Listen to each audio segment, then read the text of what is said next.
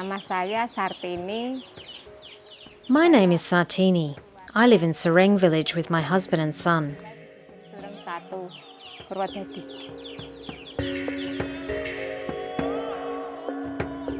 Kehidupan saya sehari-hari, setiap hari saya pergi ke ladang. We go to the field every day from morning until mid-afternoon. We look for grass for the goats. During the rainy season, we grow rice and corn. Padi itu dangir jagung. Waktu kemarau panjang yang sangat panjang mungkin. The dry season, if it's a long spell, will last more than 5 months. Before, to anticipate the water shortage, we would only take a bath every 2 days. As farmers, we kept goats, and often we would have to sell our goats to buy water. Whenever I recall how it was back then, it really breaks my heart.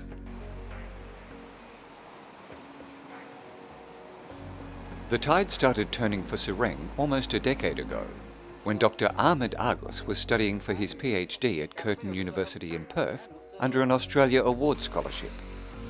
His lecturer encouraged him to tackle the problem of how to provide power to remote communities scattered across Indonesia's 17,000 islands. The technology that I worked for my PhD was about hybrid power system, and then adapted to this special location where water is the highest priority.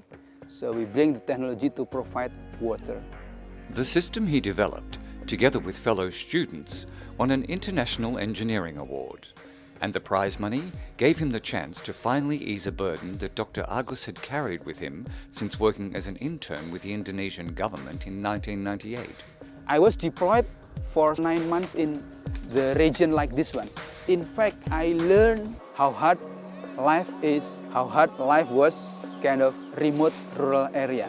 I learned how the natural changes from wet season to dry season, and how water just disappear.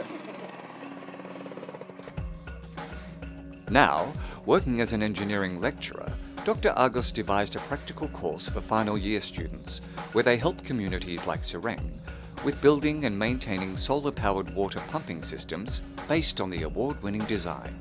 They are come from different background: engineering, social science, medicine, and agriculture, and others. They live together with the local community, and then they start to mingle with local community, thinking about how to solve the problem with the local community. Back in Sereng, water is now available closer to people's homes, and it's more reliable year-round.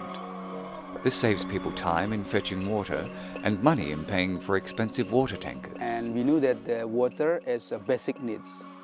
Once we can provide the basic needs, then people can start to think about other things. They can start to think about how to generate income, additional income from activities like entrepreneurship and others. Ada waktu luang sekarang itu saya gunakan untuk membuat. Now that I have more time, I produce banana chips. I sell the chips at the food store, but some people buy them directly from my house. My son's education is important to me because he needs to move with the times. I will need to sell about 10 packets of banana chips to pay for his transport to college every day. Kalau sehari-hari perlu ya kira-kira 10 bungkus untuk transportasi anak saya setiap hari. With water now being less of an issue, people here are also thinking about how to attract tourists to this beautiful spot. Saya berharap kalau ada turis-turis yang datang. If tourists come, I hope they will be interested in my banana chips and that they would sell well. Laris gitu. If we can provide more this kind of activities, business and others, hopefully develop and flourish. Hopefully youngsters start to think about choice to stay here, to work here, to develop here, to also to participate in the development in the location. The Ministry of Public Works were so impressed that they adopted Dr. Agus's system and are now coordinating a network of 10 universities to replicate it. What started as a PhD project in Australia has now grown into a huge potential for people across Indonesia.